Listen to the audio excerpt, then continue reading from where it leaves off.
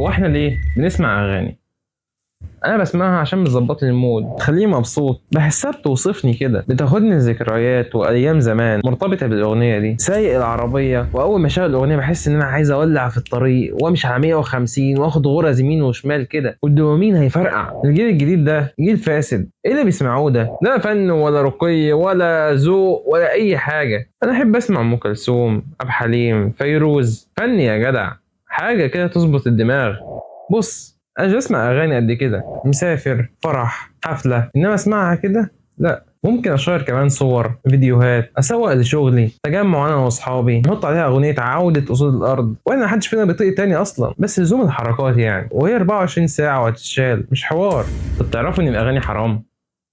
عارف بس عادي يعني، بسمع أغاني وبرجع أستغفر وأسمع قرآن عادي كمان، والحسنات يذهبن السيئات يعني، مش زي اللي بيقول اللي بيسمع أغاني وما يسمعش قرآن والهري ده. حرام إيه يا عدو الفن والجمال؟ أنا بقولكش بسمع أغاني ولا متابع، بس بشير لايك على أغنية أو شوية بنات بيرقصوا، إنما أسمع لا. وبستخدمها في شغلي، اصلا مش هسوق باغنيه كامروني يعني. وكمان سمعت ان فيها خلاف، حلالوها حلال وحراموها حرام وكده يعني.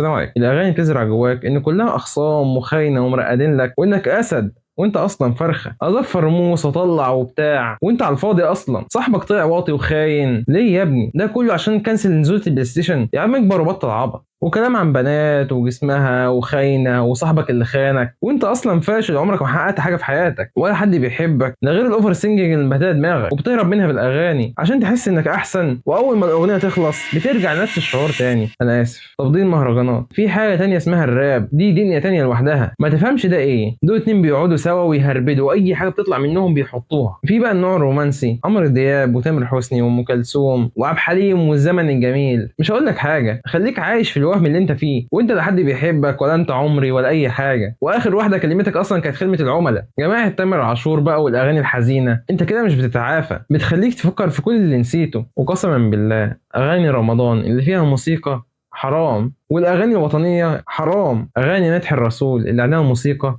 حرام برضه، ما توهمش نفسك. ودي ناس كتير من الكبار واقعين فيها. سيبك من كلامي، خلينا نشوف النبي قال ايه. حديث يستحلون الخمر والمعازف، معنى يستحلون ان الحاجه دي حرام وانت بتستحلها حتى لو فيها خلاف. احنا بنخاف نجرب اكله جديده لا تضرنا، لكن نجازف باخرتنا عادي ونقول يمكن تطلع حلال. لو طلع حرام في الاخر مش هنعرف نرجع نغير اي حاجه، هنتحاسب على كل دقيقه هناك. طب قلنا مثلا اسمع الاغنيه واستغفر، اسمع واستغفر، اسمع واستغفر، واصلي كمان، يلا خلي الفقير ياك. طب اللي انت بتعصيه ده مش قادر يخليك تنسى انك تستغفر، او ما تطيقش تصلي، او ما تحبش تسمع قرآن حتى، فياخدنا بذنوبنا دي مع شوية ذنوب تانية ما تبناش منها. ويا عالم بقى لو متنا على كده هنروح على فين؟